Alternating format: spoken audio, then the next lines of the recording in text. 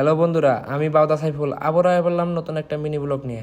তো আমি আর রাকিব দুই বাউদা মিলে কেতেছি এক জায়গায় ঘুরবার নিগে।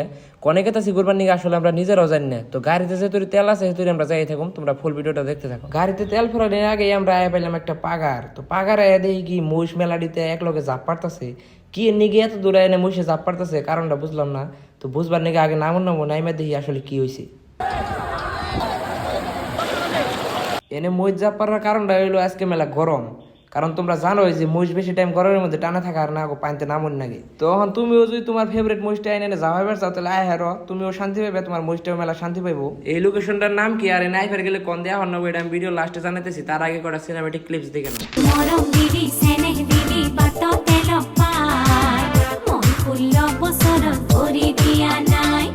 মরম দিদি সেনেহ দিদি বাত তেল পায় মন ফুল বসর করি দিয়া নাই। না জানো ভালপুয়া কি লুবুজো প্রেম মানে কি। এই জায়গাটারে মিনি সরলপাড়া বলে কয়। যদি নাই পার চাও তাহলে গোয়াগাছা রেল স্টেশন থেকে 2-3 কিলোমিটার ভিতর মিহাও নাও। আজকের মিনি ব্লগ এই তৈরি। মিনি ব্লগটা যদি ভালো লাগে থাকে বেশি বেশি লাইক কমেন্ট শেয়ার করো আর ফলোটা করে যাও।